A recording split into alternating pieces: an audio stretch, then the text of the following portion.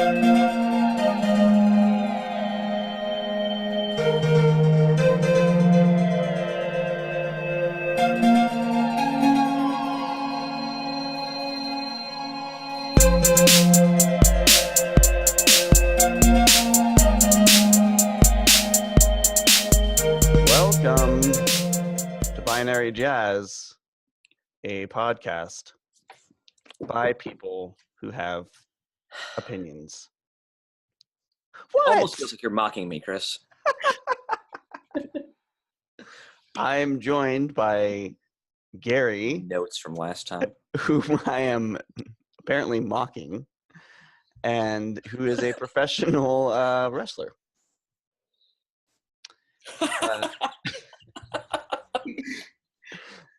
Known as Binary Gary in wrestling circles. Oh man, I need a luchador's mask, right? I've got one you could borrow, but it's El Gringo Rojo. Oh, So Binary Gary would not work yeah. luchador mask. Well, you finish the intros. I'm gonna Google where I can buy a custom luchador mask. Custom. I'm also joined by Allison Plus on the internet, and she is a professional book reader, particularly books about professional wrestling. That's the dream. I think. I don't know. Maybe it's not the dream. I like the idea of Gary being a wrestler and just wrestling with like thoughts and opinions. That's what he wrestles professionally. Also alligators. And alligators. Obviously, because Florida. Right, exactly. Floridian wildlife. And my name is Chris. I'm Jazz Sequence on the internet. I'm the only one of the three who does not have my name in my Twitter handle. That's true. It's because you have a real sense of identity, and we don't. Confidence, right? Yeah. Yeah, although I guess we could go like binary plus sequence or something. Like, Oh, maybe. yeah. Because we all have some sort of mathematical numbers thing involved in our... We're all just nerdy enough. Yeah. So what are you finding, Gary? I'm finding that I'm going to need to do a lot more research than I can do during intros. Yeah. I think you should just DIY it. I don't think you should even hire experts in this case. I think the DIY is... I'm imagining a DIY situation where I take like pantyhose, put over my head, and like spray paint with like templates and stuff, and then take it off my face is all spray painted. And well, that's how you do a luchador mask, right? Yeah, I'm pretty sure. Pretty sure spray paint is that's how it works. Yeah. Well, I mean, it's going to be a low end project, obviously. I think get the whole fam in on this. This is ripe for Thanksgiving. There's it's so perfect. There's a taco place called Taco Libre close by. And I mean, obviously, like they sort of are spoofing Nacho Libre, the movie, but inside it's all luchadors and stuff. It's my favorite place to go for tacos, which is saying an awful lot. Actually, now that I say it, it's a bold statement. Corner of America. I know. I feel like Yelp should hire you for... Ooh, I have opinions on Yelp. Pushing some buttons. Oh, God, I hate Yelp. Professional Yelp disputer. They're. Yes, continue. It's blackmail. It's 100% blackmail. They're blackmailing small businesses. It's it's one of the worst parts of the internet. They make it impossible for tiny mom and pop shop places to exist. Or what I do love about online reviews in general is that you can be like, this place is a total dive, 1 star, and then the next person is like, this place is a total dive, 5 stars, I love it. Yeah, I mean, there's the fact, that you cannot encapsulate a place in a series of 1 to 5 stars. That's it. Like 5 points. That's it. That's the way you a place lives or dies is what the average is. It's horrid. I don't know what to do about it other than, I don't know. I really don't know what to do about it. I hate it. rather than take a stand? I'm gonna blacklist Yelp on our network in the house. I'm gonna pipe Yelp over to I picture your family just like trying to look up like basic information on a restaurant. I mean, like, we have no idea it exists in the abyss. We have no idea what they serve or like what experience to expect. I'm nowhere near train tracks. Did you hear that? Uh-huh. There's a train horn. Yeah. What the hell is going on? Florida. Florida. The Back to the Future train will be by momentarily. Don't worry about it. What the hell? There's a Thai place that I like. We like that has no website, or they own a domain, but I don't think they own a domain and someone else is squatting on it. I have no idea what the deal is. So the only place to see their menu online is Yelp, which means I order less from them because I'm like, I can't do it. I can't give them the page views. Like, I'm not fused to do it. I guess I could get a paper menu and like put it on the side of the refrigerator like a normal person, but yeah, and that's what I need to do. I need to be responsible about this and actually support small business. If you like their Although food. if I don't order there, I would order from another Asian restaurant that's small. there's a I hate Yelp.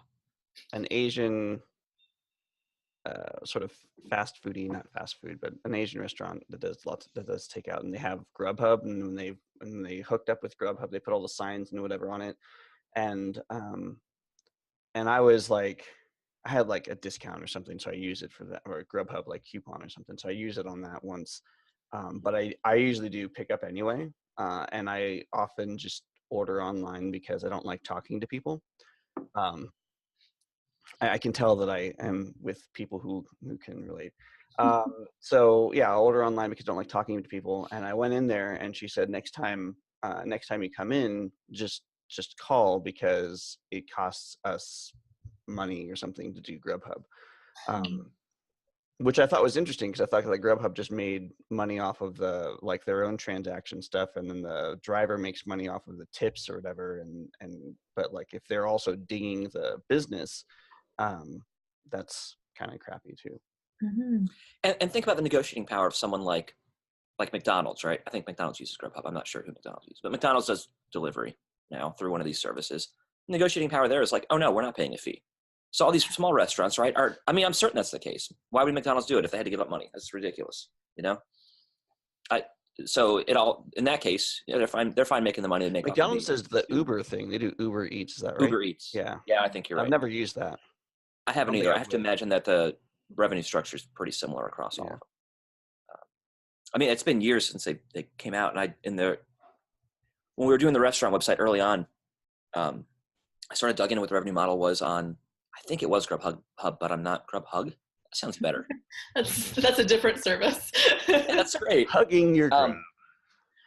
They drop your food off and give you a big like a singing telegram tonight, with a gigantic caterpillar right up here for your hug, and you're like, wanted a pizza. I said hub, not hug. Damn it. So I looked at the revenue model and talked to like a local rep on it because I wanted to see if there was a situation where we could partner with them, and ultimately it didn't make sense for us at all because it just cost everyone more money was the deal, you know. There were already too many middlemen to fit another middleman in. It's too many men. That's yeah. what I say.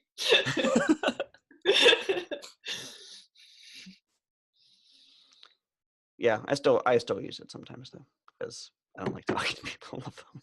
Well, sometimes the not talking to people outweighs you also still need food, so it outweighs the other thing. Is there what like isn't this an opportunity for like a good open source solution though? I'm sure it is, but you'd have to compete with Grubhub, and you'd have to somehow figure out a way to actually pay drivers.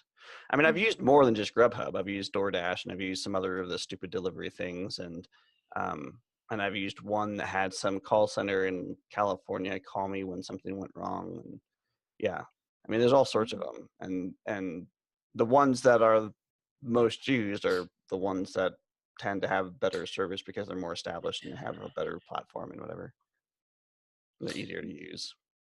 I imagine anything open source would start out as being really, really janky and nobody would use it. Yeah, of course it would be, but there's got to be people that would use it, restaurants that would use it in exchange for not having to eat that that fee, right? Eat that fee. And that's what we can call it. Eat that Eat fee. that fee. I love that. Well, I've got a week off, so let me see what I can noodle up here. No, it's your week off. You're You vacationing, don't Rob. understand. Like, so coming into the weekend, I was like, what do I get to work on in code this week? Like, what am I excited about? You know? So like, it's going to be the same IDE and the same language that I always use, but it's going to be stuff that I want to write. So. Ground control bot.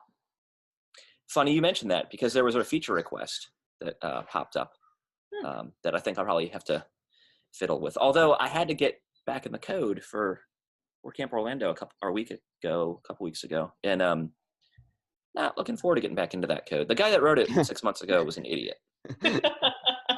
Turns out. Past It was coder.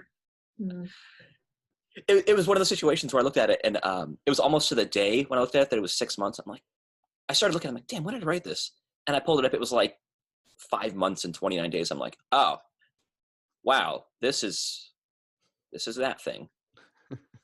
You didn't comment enough. That was your downfall. Yes. And there were some severely stupid architecture decisions. You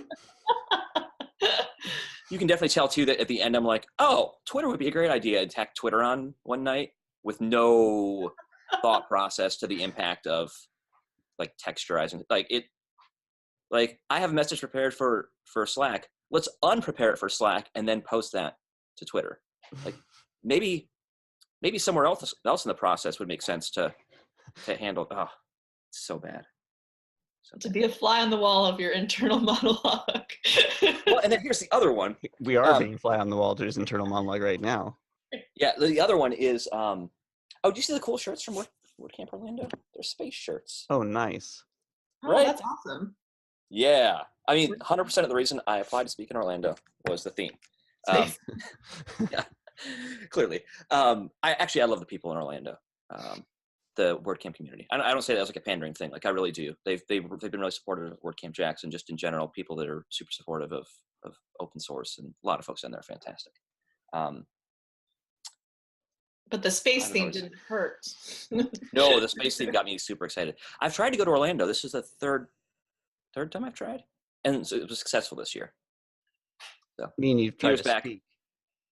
No, or you just tried to go and you failed to get in the car. Yeah. A couple years back, they had a hurricane, so they had to reschedule, and I couldn't make it on the reschedule. I was scheduled to speak, but couldn't speak on the rescheduled dates. I think the year previous, or maybe the year after, I don't know. One of them, I had an issue with, like a family event came up that I sort of had to do. I was just an attendee that year, so it worked out fine. But this was your year. Oh, to just be an attendee at a WordCamp. I was going to say, I think I do that in Jacksonville, but no, I don't. I'm an organizer in Jacksonville, so. Yeah, I don't think I've ever just been an attendee now that I think about it. Ever? Well, I've been an attendee at San Francisco, and I've been an attendee at US, but I haven't ever been an attendee at my local camps. Right. Yeah. Because my first camp, I volunteered. Oh, okay. Oh, I can't imagine go to camp as an attendee and not volunteering sometime in the happiness bar or something, Wow, I'm truly antisocial. I mean, that's just me. Like, I don't like the people part of it, but I feel like it's the, I don't know, for me, like that's part and parcel of the thing, right? Mm-hmm. Sometimes I feel most successful at events when people don't even know I'm an attendee. Which is perfect. I mean, that's awesome, right? They were like, were you even there? I'm like, oh, I was totally there. I was there for the whole day, and then I left. And they're like, really? And I'm just like, I feel like so successful if that happens. So a couple of my colleagues went to ReactConf in Vegas like last month, I think.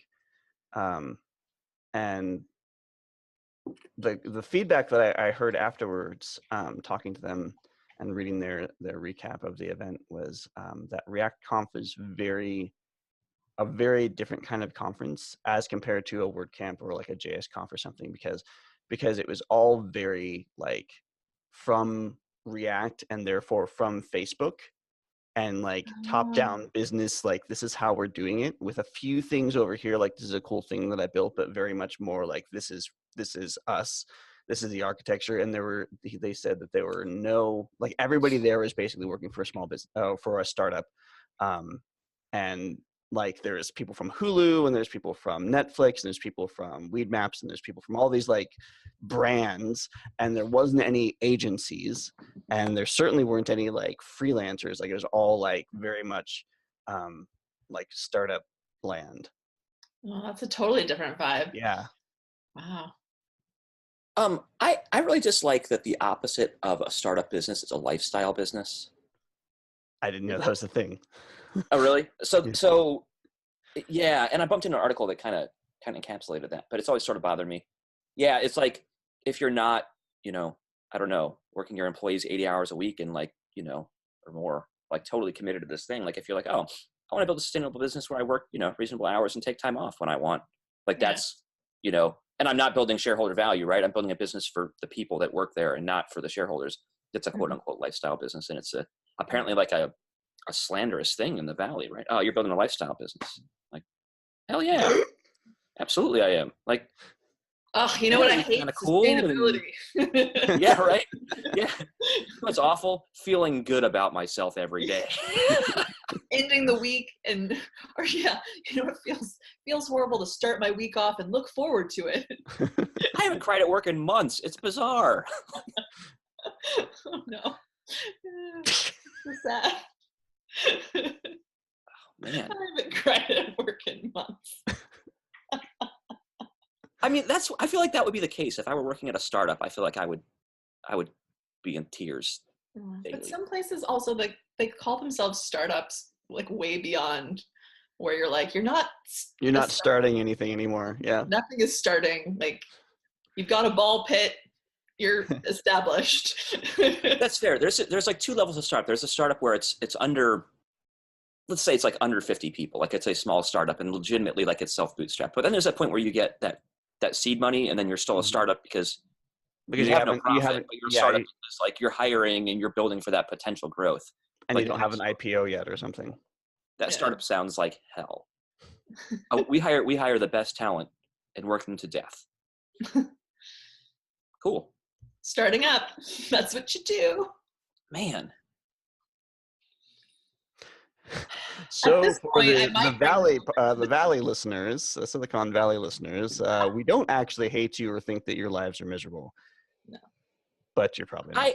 I don't think their lives are miserable. I mean, there are lifestyle businesses in the Valley. There's also like a certain Valley culture that sits counter to, I think, the way the three of us work at least, or prefer to work at least.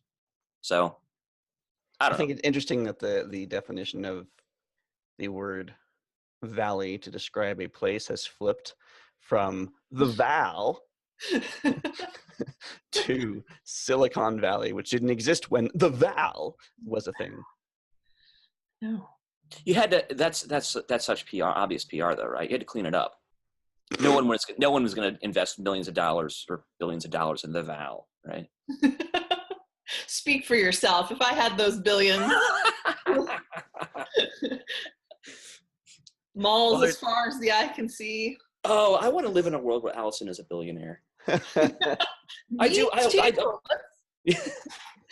Let's make that. Get on board Let's start a crowdfund, GoFundMe, make Allison a billionaire. I'll work for it. I don't have a problem working for those billions. But it'll be all Twitter bots all day long.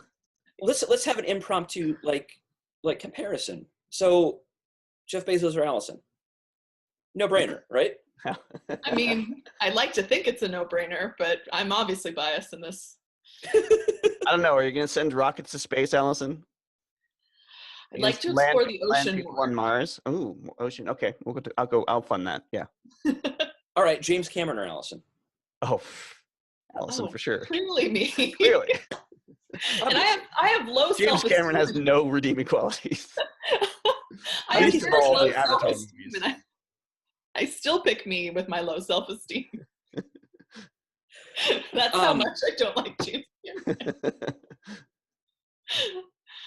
Cameron. This is a fun, tough one, a hard one. Elon Musk or Allison? Allison. Allison. Even if Allison. Allison's not dating Grimes. I know. I was like, It's funny how Elon Musk is like his only redeeming quality right now is that he's dating Grimes, and people are like, why is he dating Grimes? Why is Grimes dating him? Who knows? who knows? These are the mysteries of the world that we will never understand. Or if you're Gary, you're like, wait, who's Grimes? Did you hear? Okay, so I read a thing when he made that big hubbub on Twitter about selling, like rebuying all of his Tesla shares, and buying them from investors for $420 a share. That Yes. he came up with a number of 420 to be cute because he thought that Grimes would think it was funny. What a bizarre. I mean, this is a guy who now is like is technically CEO, but is no longer legally able to make decisions for the company because of that stunt. And he thought it would be funny. Like he's like the epitome of like, I don't know what the newspaper barons of like the 50s were. Like he's that guy that there are like Citizen Kane is freaking Elon Musk. Just a weird rich guy. Like I'm glad that we have weird rich guys that we can make fun of that are just bizarre and do really crazy things. And you're like, what the hell are they doing? Because if we didn't have that, I think the world would be far less entertaining. It's just bizarre in a world without, like, you expect him to have like a better PR team or like wranglers or something, but Because he's not. that's how Donald Trump. What if they're actually doing a good job though? Like that's the thing. Like I think they're doing a good job. That's the problem. I think that he drinks animal blood and probably has a tattoo of like a Coca-Cola can on his left butt cheek. I mean, I think he is crazy as hell, and this is the best they can do to restrain him. This is him being wrangled. Wow. Yes. I mean, yes. To be fair, who knows what Albert Einstein would do with a Twitter account? Oh my God, that's awesome. That's amazing. That might be my next bot. Yeah. Albert Einstein bot. So, I feel like maybe we should have a topic today, or do we just want to see where it goes? Yeah, we should have a topic. Okay. The topic today, to what end? Elon Musk's left butt cheek. Yeah, left butt cheek. Elon Musk dating habits in the wild with his wranglers. The topic today is Dunnart. Dunnart.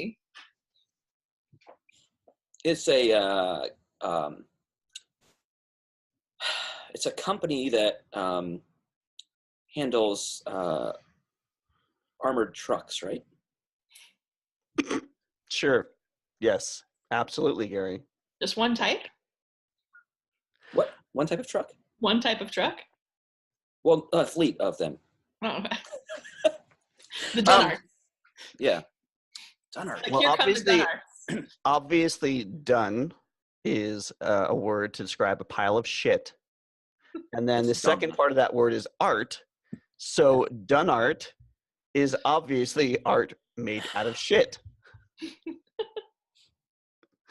And it is used to describe like cave paintings in central Thailand that are made from human feces. Whoa. That's not pleasant. Not pleasant. Dunnart is Mostly because the scientists that have to like do the chemical analysis are the ones Like, they're like, what is this paint made out of? shit. I mean, who's the feminist painter that did a series, or maybe just one piece, with her own menstrual blood? Oh, The name is like escaping me, but that's Can I immediately where my brain goes. well, I'll have to look that up. Yeah. Not well, that'll be an interesting Google, as are many of my Googles.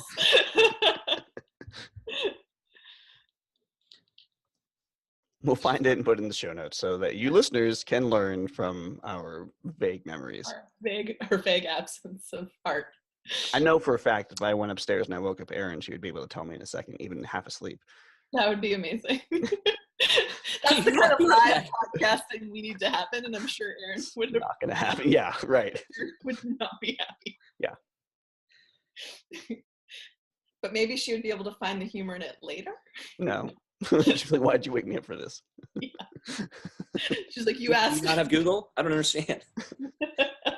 We're like, yeah, but this is more fun. Our one friends listener told me to do also it. part of the podcast thought it would be funny.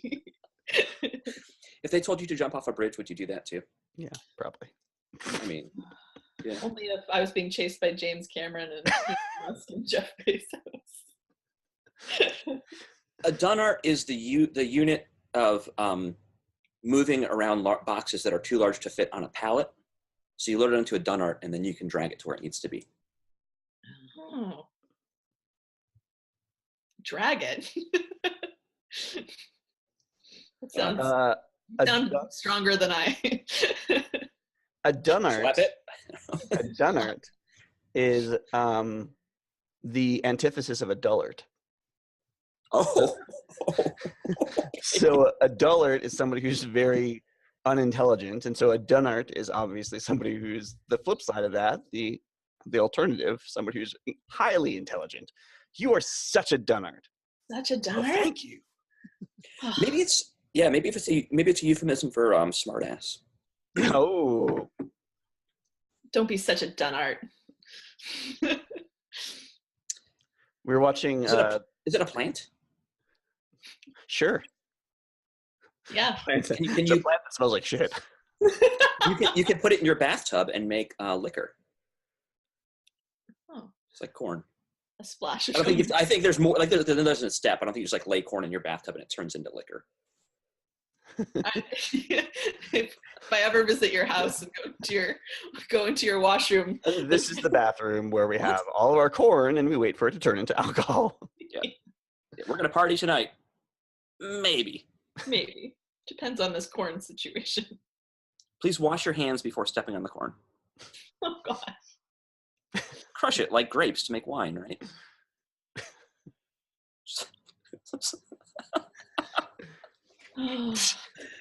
Oh, that's so dumb.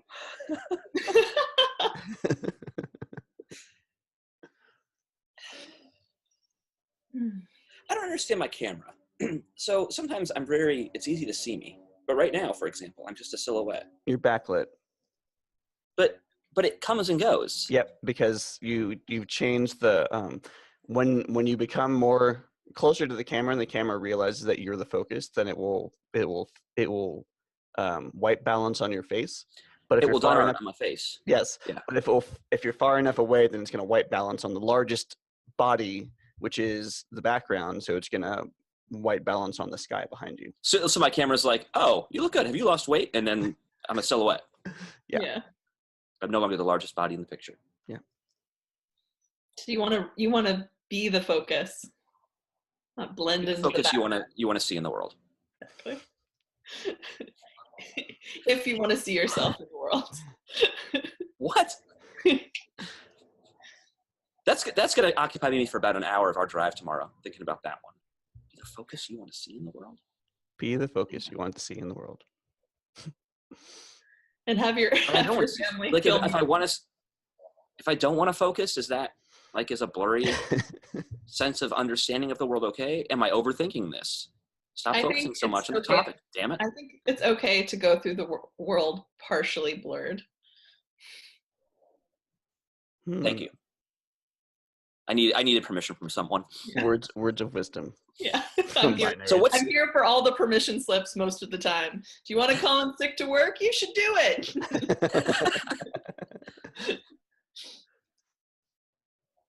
So what's a Dunnart? A Dunnart is a small nocturnal mouse that's indigenous to Australia. And there's like 20 different sorts, and they're super small, yay big, and they eat insects. and they don't really need to drink water at all because they get most of their water from whatever that is that they eat. Yeah, which I thought was That's good for a desert animal. yeah. So it's like they can pretty much survive without any rain or anything. I wonder how Okay, many so that makes sense because Dunnart does sound vaguely Australian. It would does, sound totally. great in an Australian accent, which Right. I'm not going to try to do. Boy, it's a Dunnart. Yeah. I love that you have to like start it off to like get in the mood. And also you did Obviously. the hand gesture. Yeah, Yeah. Dunnart. And there's a bunch of different sorts, like the fat-tailed, the regular. Fat-tailed Dunnart, eh? Yeah. My Australian friends are going to kick my ass. Sorry, they don't listen. That's good. There's also one called the lesser hairy-footed Dunnart, which Oh, that's very Australian. yeah. I might have to put that on my business cards. Like as my title. Lesser hairy Dunnart. Lesser hairy footed Dunnart. Yeah. Yeah, I mean, if the imagine what's the greater hairy footed Dunnart look like? Just a bit larger. Just like slightly, yeah. Yeah. Yeah. You can tell by the shape of the nose. It's rounded or pointed. That's how we tell alligators and crocodiles apart in Florida. I thought it was shape of that. the nose. There's difference in teeth as well. I don't know. I don't want to get close enough to see. That's an excellent decision. Okay. So if you tell the difference between alligators and crocodiles between the shape of the nose, alligators have a pointier nose? No, round ear. It's like if you think of like a crocodile's nose, right? An alligator always looks like a bit stumpy in the nose. Okay. Yeah, because I've never been able to keep them straight. The key takeaway here, though, is if you need either to move far away. Yeah, I mean, if you see one or the other, like, you could probably just treat them both the same. Because an alligator or crocodile, who the hell cares? Get away from it. Problem solved. But how will I tell this story later accurately? With fear in your voice. I saw a crocodile. Are you sure it wasn't an alligator? Crocodiles are allegedly more aggressive, but I don't know that I've seen very many crocodiles in the wild. Alligators, I mean, they're generally docile and grumpy. You know, you come near them, they hit the water and get away. I was walking a dog one time and came upon like a 4-foot alligator on the same trail, and the dog started barking. The alligator, looked and slowly like walked our direction, like it was like, if you want to throw down, and then kept on its merry way. We were darn sure backing up. Yeah. I feel like it was not like we were close. I mean, we were, dozens of feet away, and it was still like, oh damn. Still though, I mean, the most aggressive wildlife I come across are raccoons. Like that's not. Oh, you poor girl. Not alligator, crocodile level of concern. We've found moose on trails before. Ooh, wow. Moose are freaking huge, and you don't want to mess with a moose. And of course, the male moose have the big antlers, but it's I've never tested this theory, but supposedly the mama mooses that are most aggressive, especially when their kids are there. And we have walked past or near or have seen mama mooses with their baby mooses, and that's hi. Don't test those theories. No, it's just not necessary. But yeah, moose live up in the mountains, and I actually have photographic evidence. It's not very good. It was I took it from my old flip phone. But I have photographic evidence of a moose that had wandered down from the mountain into the park that is down the street, and the sprinklers were on. So we have this picture of a moose going in the like this, just sitting there like, what's happening? Where am I? Why did what is this bullshit? What the fuck? Oh, that's great. I like it. I don't have any questions prepared, so if we could fall back to our old Allison questions. Okay.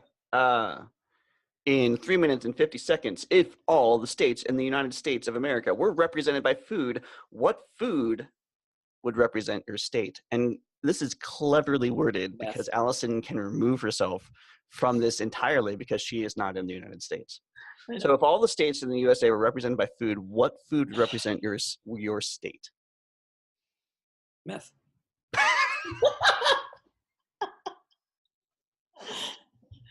What would the runner-up be to that?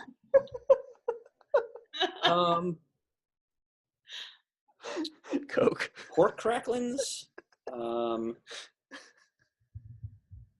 don't know. Something terrible. something like totally preserved. Like no real nutrition. Fritos, maybe? If someone comes to visit you and you take them out for food, you're taking them out for meth? Well, no, I'm taking them out for seafood. Actually, probably alligator tail. I'm taking them out for alligator tail. That's fascinating. That wasn't the question, though. The question was what food would represent your state. No. I feel like I represent my state. Yeah. I feel like I think that I think the rest of the U.S. would agree. Mormon funeral potatoes. Mormon funeral potatoes? Yeah. I don't know what. Is it like a scalloped potato? That's immediate. It's like a casserole thing, yeah. Oh. And you put I don't know, corn chips on top or something. I don't.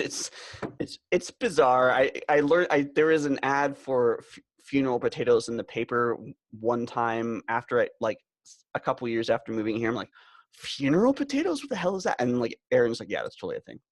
I'm like, what? What is it? But the idea is it's a casserole dish that you bring to funeral reception type thing. So two questions. I guess first, can they be prepared vegan? Probably not. I don't think so. I've never tried. Okay.